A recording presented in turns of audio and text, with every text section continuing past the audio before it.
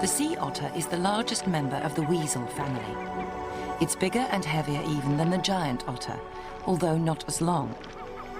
Once, sea otters lived all around the coasts of the North Pacific, from Japan through Alaska to California. Native peoples hunted them for thousands of years, but the population was not threatened until fur traders found a ready market for the otter's velvety and warm pelt. Then, whole populations were wiped out. Off the coast of California, otters were thought to be extinct for many years. In areas where they have been protected, some sea otter populations have made remarkable recoveries. They find shelter among the kelp beds along the shore. In recent years, they have become a central attraction in aquariums and zoos, along with whales and dolphins.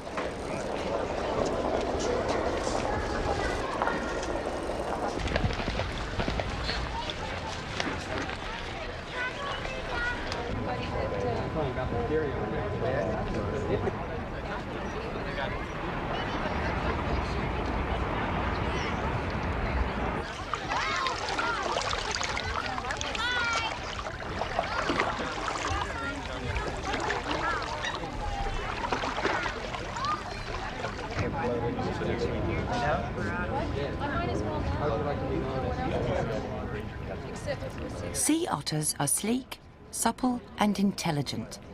Their endearing appearance makes them popular with merchandisers.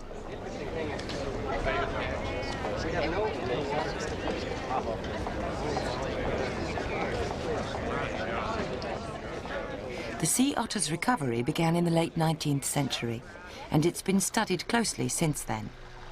Under American law, it is forbidden to harass them, and they have become remarkably tame as a result.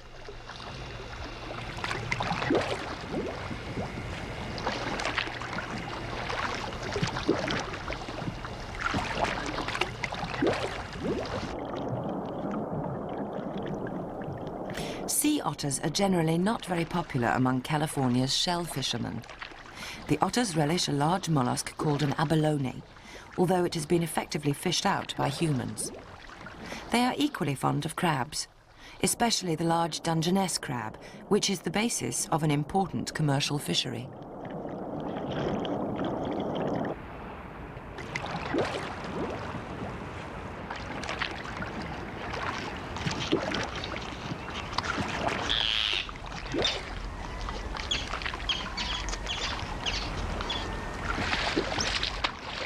The red tag on this otter's hind flipper shows that it is one of hundreds which have been caught and marked as part of the continuing study of the species. An otter can eat dozens of crabs each day, which is why they can be unpopular with fishermen.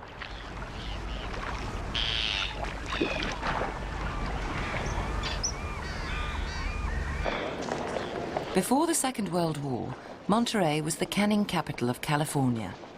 Sardines, abalone and crabs were caught and canned by the 1,000 tons. When the fisheries collapsed, the fishing industry had only itself to blame, but some of the blame was laid on the otters. Now, what little seafood can still be taken from the bay has to be shared with the local wildlife.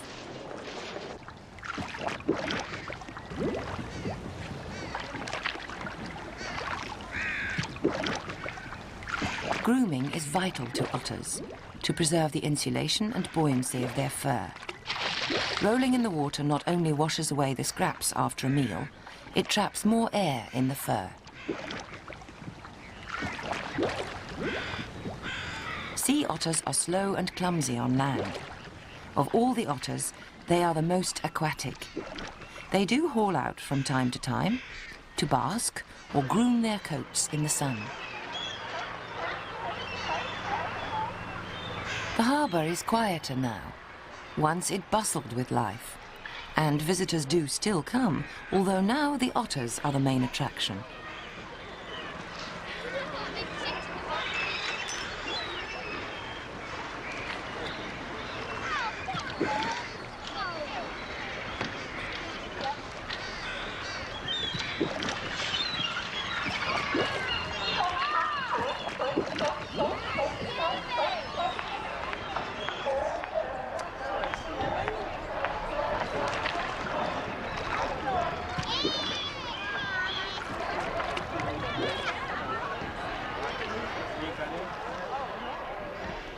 the northern end of the sea otter's American range, in Alaska, its downfall was no less complete, but its recovery has been even more dramatic. Where California has about 1,600 otters, Alaska has upwards of 150,000. Until recently, more than 10,000 of them lived in Prince William Sound, along with killer whales and sea lions. Killer whales still flourish in this remote bay, but Stella's sea lions have declined dramatically in the last 20 years.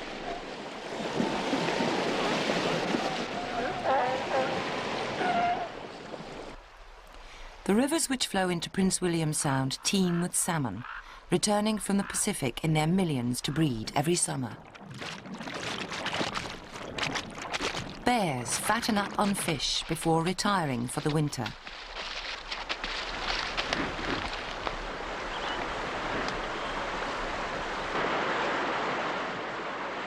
Very few people live in this wilderness.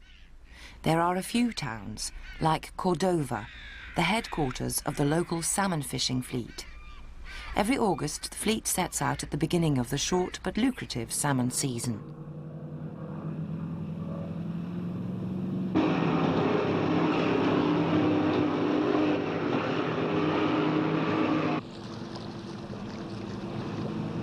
The otters have had a quiet winter and spring, but now their peace is shattered.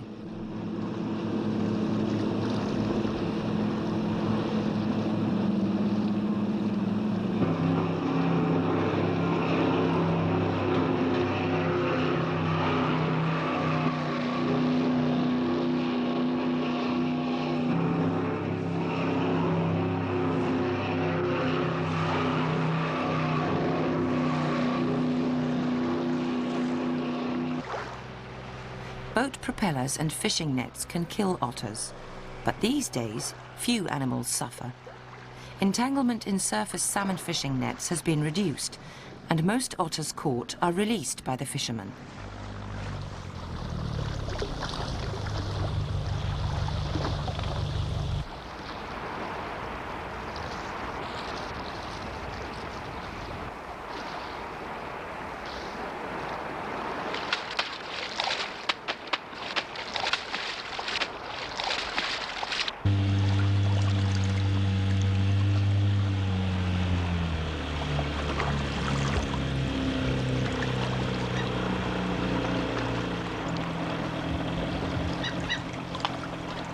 Wait a second, you're supposed to stand. Can I don't know how the hell I can get in there and help. That's... God damn.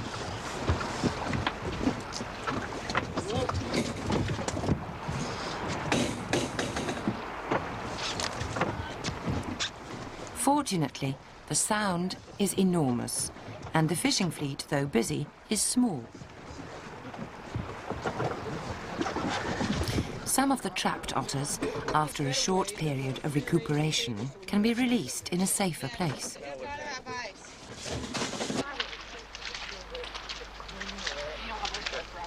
In the 1960s, sea otters were relocated to an area where they had been completely wiped out. Animals trapped in the Aleutian Islands were moved 1,000 kilometers east to Chichagof Island, where fur hunters had killed the last sea otters towards the end of the last century.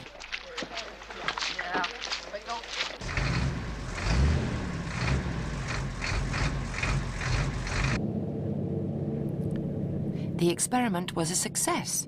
Less than 30 years later, the sea around Chichagof supported its own flourishing population of sea otters.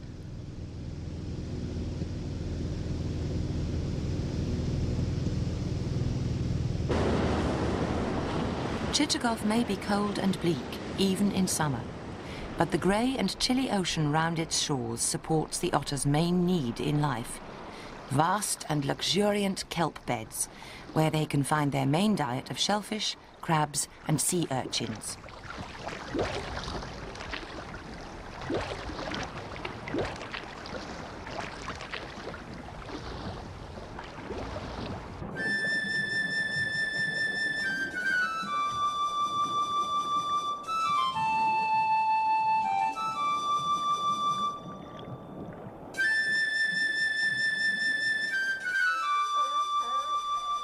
sea lions share the otters' feeding grounds without competing with them. They catch fish, which live among the slender pillars of kelp.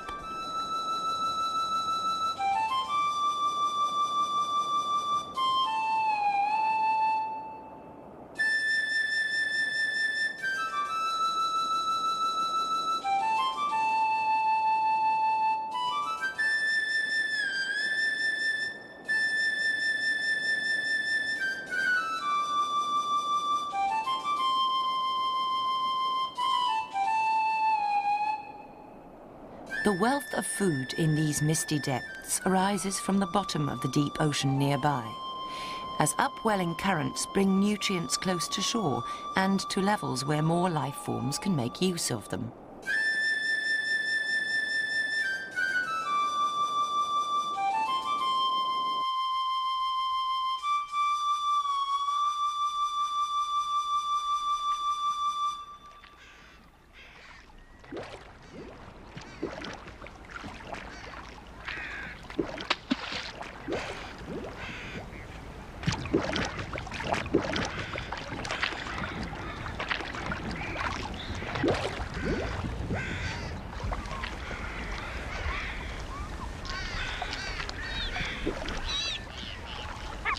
In Prince William Sound, the sea otters have a relative living nearby. There are land otters here living along the shore. They're much more mobile on land and rarely compete with the sea otters as they eat fish rather than clams and mussels.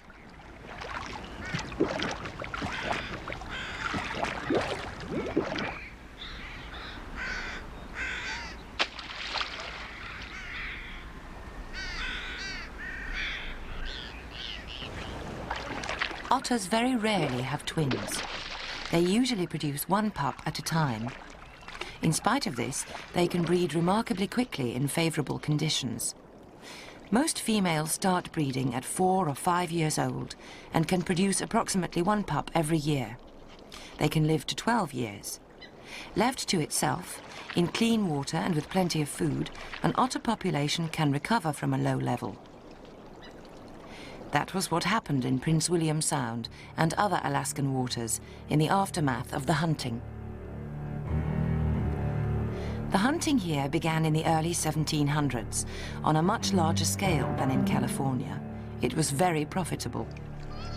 By the beginning of the 19th century, an otter pelt was worth 100 mink pelts, or 10 buffalo hides. The peaceful rafts of females with their young, dozing in the calm waters of Prince William Sound, were easy for the hunters to catch. The Russians were the leaders in the market. Here in Alaska, which was known in those days as Russian America, they recruited, some say enslaved, the local Aleuts to hunt otters for them. The slaughter was ruthless, with no regard to the rate at which the otters could replace the numbers taken.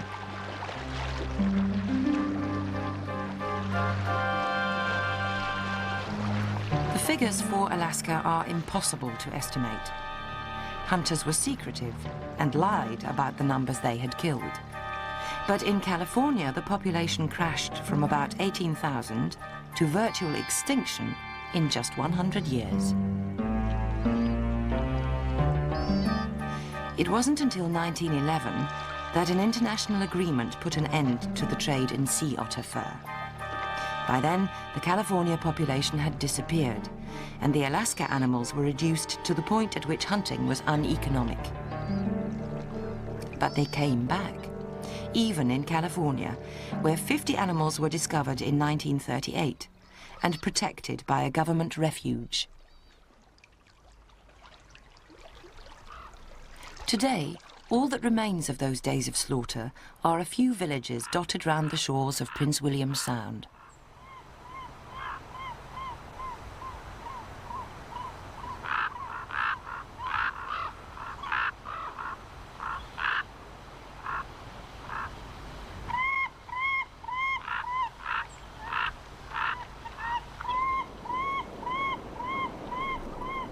Here in Prince William Sound, the otters are back in numbers approaching their level before the massacre.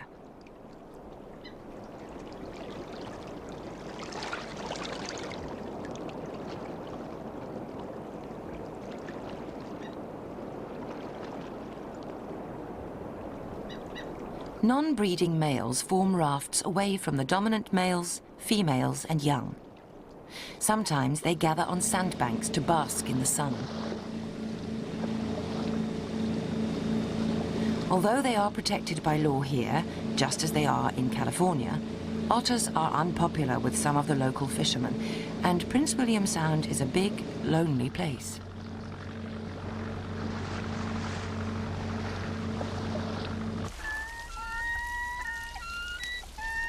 Enforcing the law here is no easy matter, and from time to time otters are found which have been shot, probably from passing fishing boats.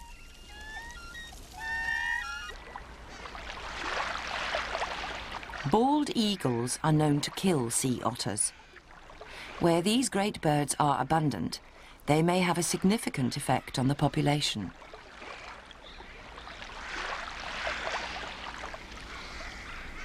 But there is a much greater threat, not just to the sea otters, but to all the abundant wildlife of Prince William Sound and Alaska's adjacent seas. The pipeline which carries oil from the North Slope oil fields ends at Valdez, at the head of the Sound. Tankers carry the crude through the middle of the Sound, heading for the open sea.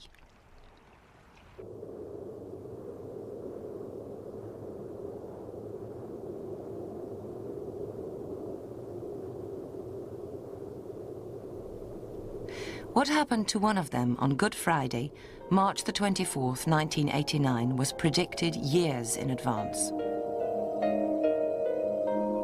The tanker's name was the Exxon Valdez.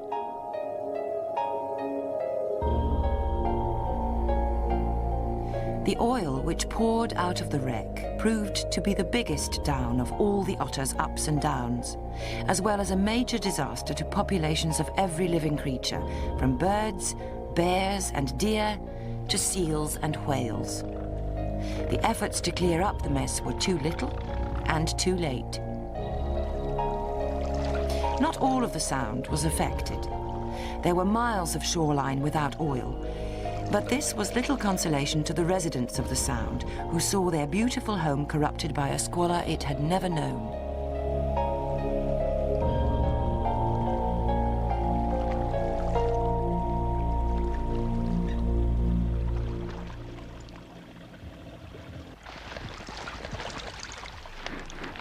But even such a black cloud had a silver lining. These fishermen, who, even if they had never harmed one themselves, still held otters to blame for damaging the commercial shell fishery of the Sound, found their attitudes changing. A strange fellow feeling grew between some of the fishermen and the pathetic oiled otters.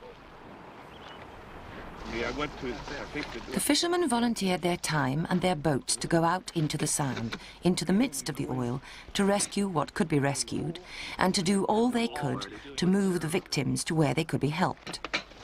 Later, funds were to pour in from the public, from the government, and from the oil company, but these first efforts were voluntary, freely offered by the men who, only days before, might have been cursing otters as the fishing season approached. No one knew at this stage what the extent of the damage might be. The first oiled otters were found about a week after the spill, some of them alive, but the majority dead in the water. The dead ones were collected so that fatality rates could be estimated.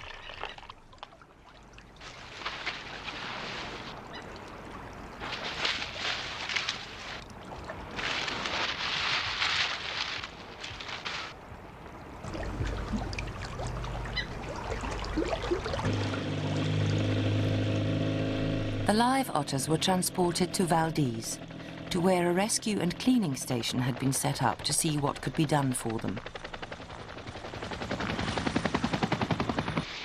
The effort was colossal, with volunteers descending on the Sound from all over the United States and veterinary experts coming from all over the world.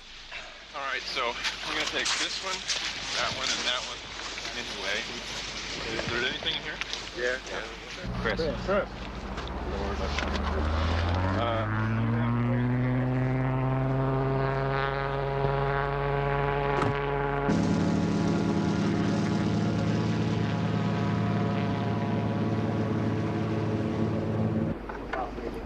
At Valdez, the hub of the operation, the size of the disaster became more clearly apparent as every day passed. Otters were coming in by the 100. The first priority was to give them food and shelter. The less seriously affected animals seemed bright and active. There was an air of optimism around their cages. What the helpers could not see was the extent of the internal damage caused by the poison which the otters had swallowed.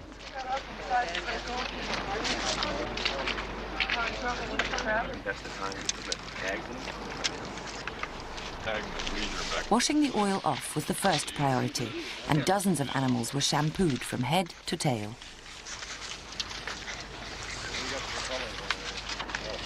Good, I got 'em.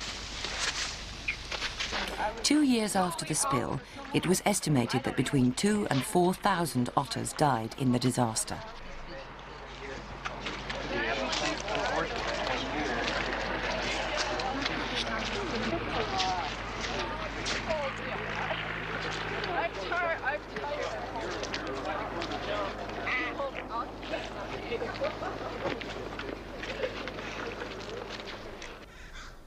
But there are survivors, and Prince William Sound still has quiet, clean corners where sea otters can continue to build up their numbers. Their population has been damaged by humanity twice in the last 200 years. Just when it had recovered from the hunting, it was hit by the oil. The sea otter is now recovering. It is a positive upswing after 2 disasters which so nearly led to its downfall.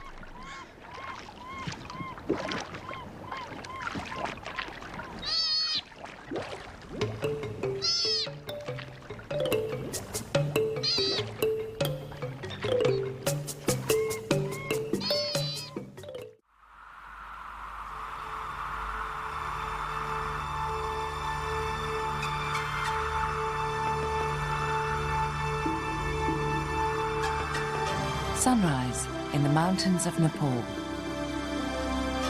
The names of Nepal's major peaks, Annapurna, Dhaulagiri, the great Sagarmatha herself, the Nepali name for Everest, are the most familiar aspect of the Himalayan country. But there is another side to Nepal. Where the mountains drop away to the south, a succession of deep stream-cut valleys fall 8,000 meters, all in the space of 130 kilometers on the map. As the land gets lower, the country changes, until at only 120 meters above sea level, there lies the Terai, the fertile plain on Nepal's southern border. The mountain streams feed great rivers, which water an expanse of marshy lowland jungle. Until malaria was brought under control in the 1950s, the Terai was the worst area in the world for the disease. For centuries, Nepal was closed to the outside world, and little was known of the mountainous kingdom sandwiched between India and Tibet. In the 1950s, that changed, and one place which is now a favorite destination is Royal Chitwan National Park.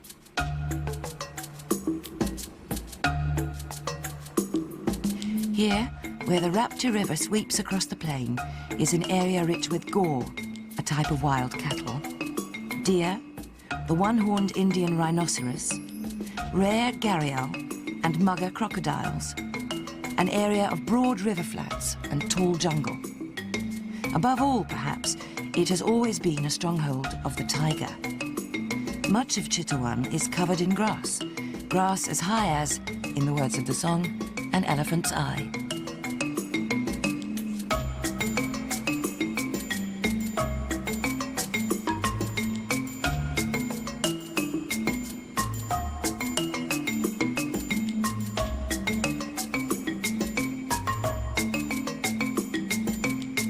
In a clearing in the heart of the national park is one of the lodges where tourists can stay. The buildings are barely visible from the air, sheltered among the tall jungle trees. Here, on the banks of the Roo River, there used to be a great hunt from time to time. Some rare film taken by a distinguished visitor on one such expedition in 1937 gives a flavour of how things used to be. Paradoxically, it is because the area was once protected for hunting that it is now the perfect place to protect from hunting. In those days, the elephant, trained to remain steady even before a charging rhino, was regarded as the only safe means of transport. At the climax of the hunt, they bag a prize trophy. The animals which were once protected for the hunter's sport were the ancestors of today's endangered populations. In 1962, His late Majesty King Mahendra declared Chitwan a sanctuary. In 1973, his son, King Birendra, formally gave it the status of a national park. Today's more enlightened visitors carry cameras.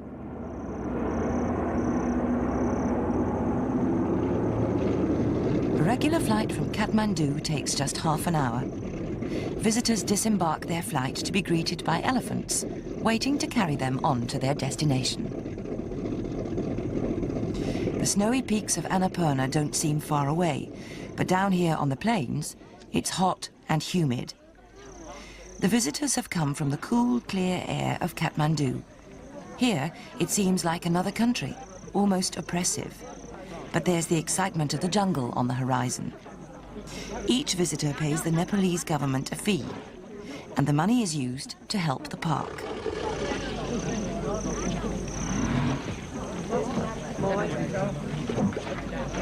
Riding an elephant seems like a novelty, but it makes sense. It is far more tranquil and comfortable than a journey in a noisy Land Rover, and the elephants are at home in this terrain.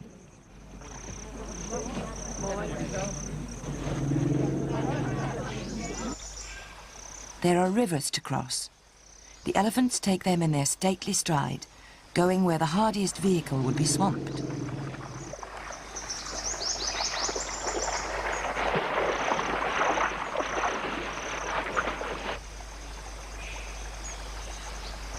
The view from an elephant's back is better too.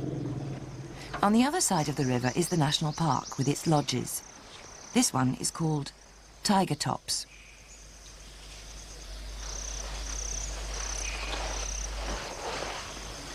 All the lodges are designed to blend inconspicuously with their surroundings. It is part of the Nepalese government's plan to encourage tourists who enjoy wildlife, without harming the environment that supports the animals. The visitors dismount at first floor level. Their numbers are carefully controlled to reduce the level of disturbance. As the food for the working elephants arrives, the mahouts attend to their grooming. Scratching posts are just one of the comforts provided for the elephants.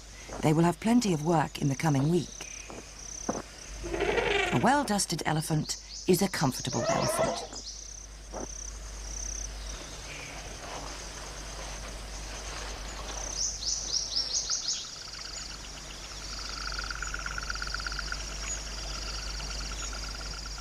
The next morning, the exploration of the forest begins, as always, on elephant back. The early morning is the best time to see wildlife, once the dawn mist has risen from the river.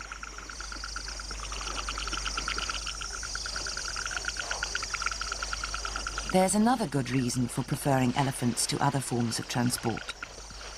The grass here can grow up to 8 meters tall, and the park holds many rhinos. The Indian rhinoceros can be very temperamental.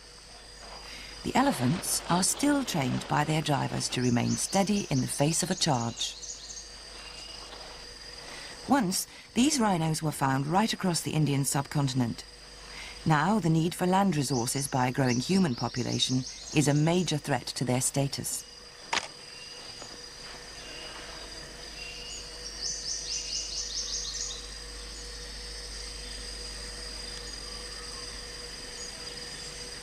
In Chitwan, the rhino population has done well in recent years and made a healthy recovery. There were between 60 and 80 here in the late 1960s, and at the last count in 1994, their numbers had increased to 450.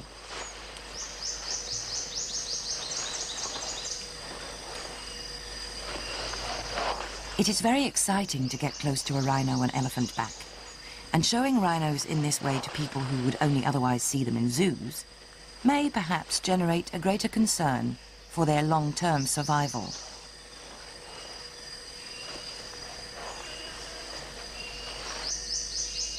This is a young male, quite unlikely to charge, but the elephants and their drivers are ready for him if he does. Rhino horn is still traded widely throughout Asia, in the belief that it will cure a host of ailments, including AIDS. Chittawan is well guarded, but still 4 rhinos have been killed by poachers during the last year, including a pregnant female. Chittawan also protects other animals as well, like these langurs, graceful treetop monkeys.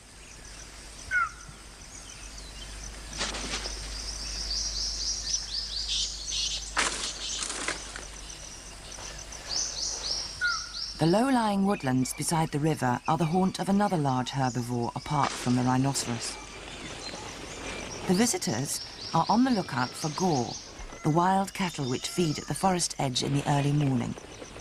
They are almost as unpredictable as rhinos, and a big bull gaur can weigh as much as a ton.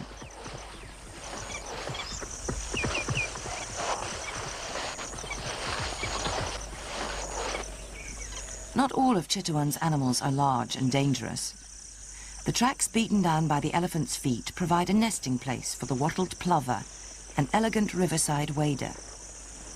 Of course, nesting here is a bit like camping on a motorway when the elephants come by.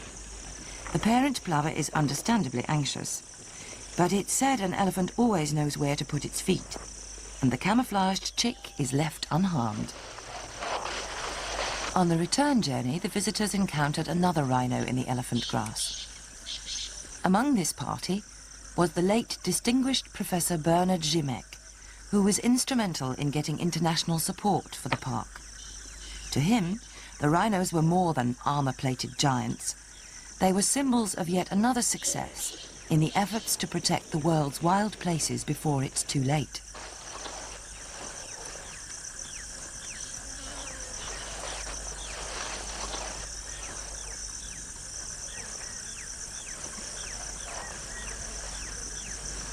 The 2 other species of Asian rhinoceros, the Javan and Sumatran rhinos, are both highly endangered.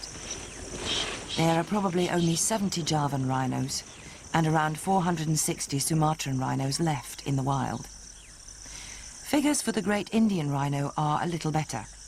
Current estimates of the total population in India and Nepal stand at around 2,000. Groups like this meet to graze on freshly shooting grass.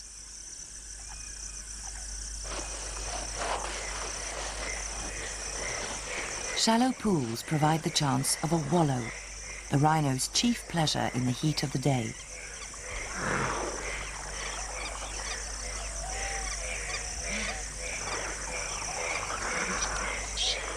The one-horned rhinoceros has an almost primeval appearance with its heavy snout and thickly folded hide.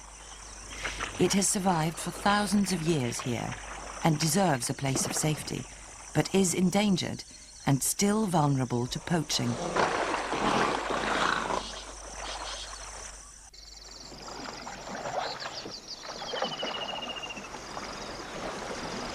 The 2 rivers that flow through Royal Chittawan National Park, the Roo and the Rapti, are what make the area so rich in wildlife. They also irrigate small farming communities along their banks. The rivers mark the park boundary, and when they are in flood during the monsoon, they can change course to lop a few kilometres off the protected area or add to it. By October, they are peaceful once more.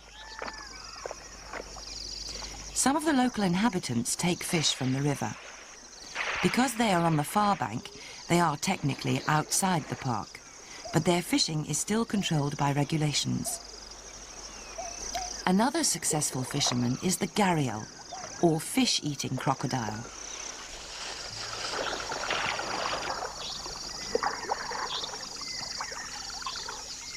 This ominous shape rippling along the water's surface is a broad-snouted crocodile, known here by its local name, mugger. The mugger will eat anything, not just fish. Another omnivorous creature is the ruddy shelduck, a universal scavenger. White egrets are more purely fish eaters, though they sometimes go ashore for insects. On the bank, hog deer and peacocks take the morning sun.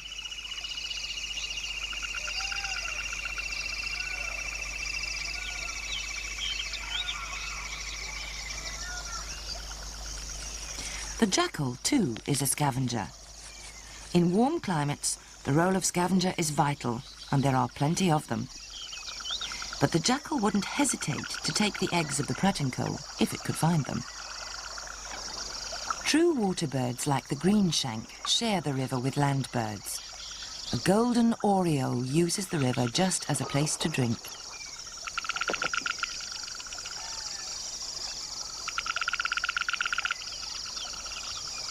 As well as the Eurasian kingfisher, Chitwan has a large population of white-breasted kingfishers, shallow water feeders, which often take crabs from the river's edge. A male presents its latest capture to its mate.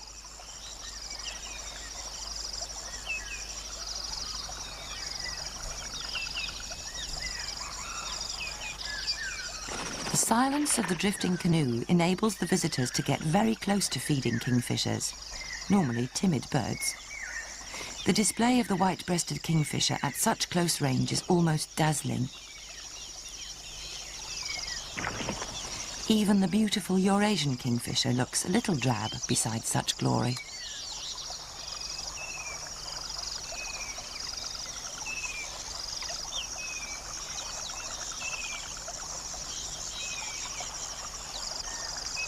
An apparently idyllic and tranquil setting, but it is a little misleading. The river at Chitwan is a source of water for the villages nearby, for the farmers and their cattle. They have been living on its banks for centuries, and they've developed a working relationship with the animals, even the rhinos, which often raid their crops. The farmers don't take violent action against them. They just station guardians to scare them off. The rhinos are protected by law.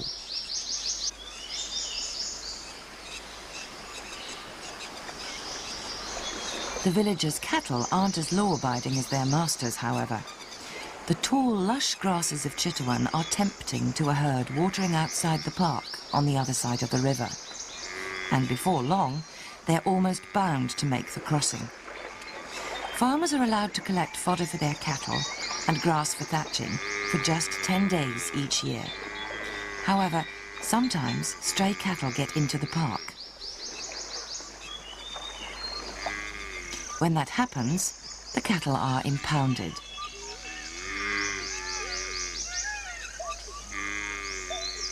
The rhinos and the cattle tolerate each other quite calmly.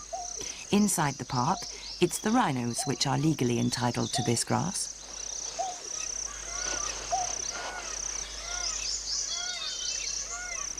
In many national parks all over the world, the major problem is enforcing the regulations.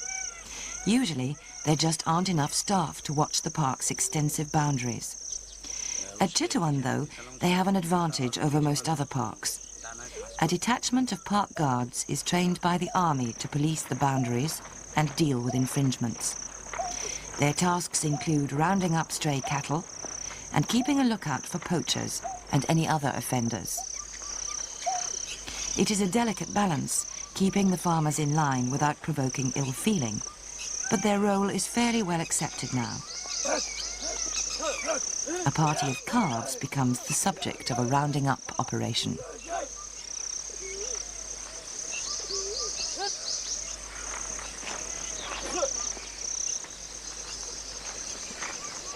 The cattle will be driven back across the river, out of the park and into the pound.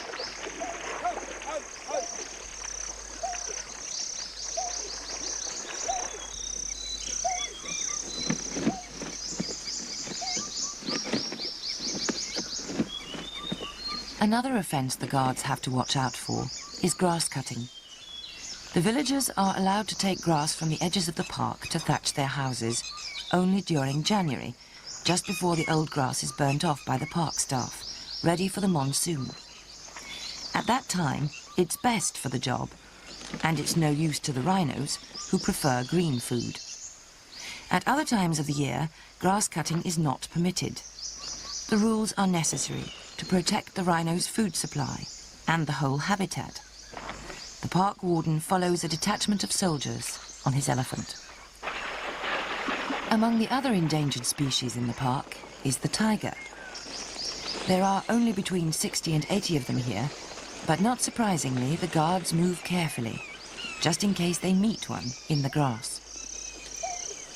One of the guards has caught some illicit grass cutters red-handed. Carrying the evidence, they'll be taken back to park headquarters. One reason for visitors coming to Chittawan is that it is one of the best places to see tigers. A party of trackers sets out in the morning to find out whether there's one around for the visitors to see that night.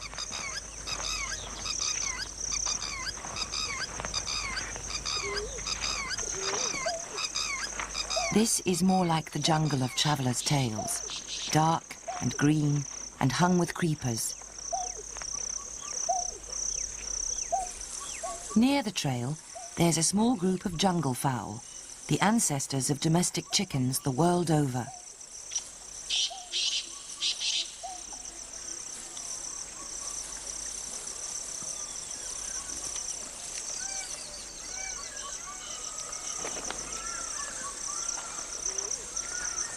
The jungle seems quiet just here, but it's full of life. A yellow-naped woodpecker pauses during work on its nest hole. On a nearby tree, a golden-backed woodpecker.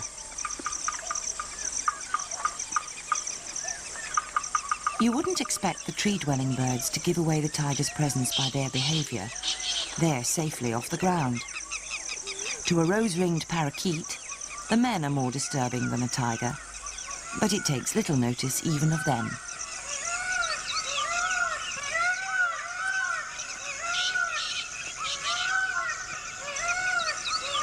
One bird that can give away the tiger's whereabouts is the peacock, calling in the far distance. There are times when an intuitive feeling tells the tracker that he's on the right scent. Confirmation comes from claw marks on a tree, which a tiger has been using as a scratching post. The scratch marks are relatively fresh. The party moves on, under the baleful eye of a tree monitor, disturbed from a raid on a bird's nest.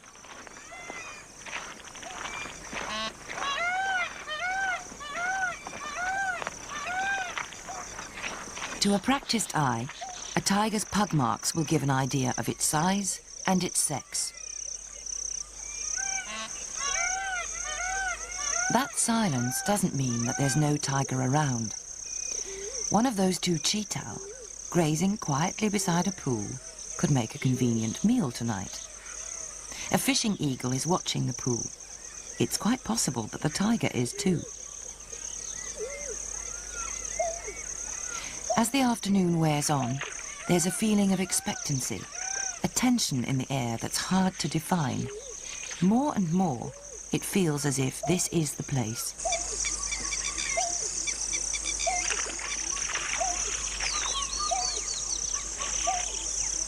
The banks of a little stream have pockets of sand between the boulders. Perhaps a tiger has left its footprint there.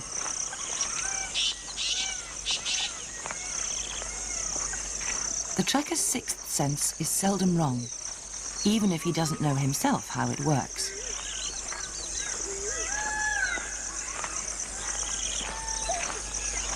These pug marks were made by a fully grown tiger last night.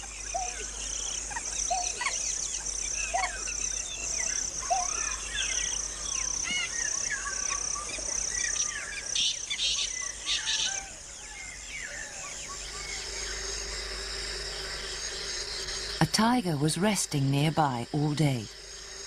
As dusk falls, it starts to move about. One of the trackers watches from a safe place.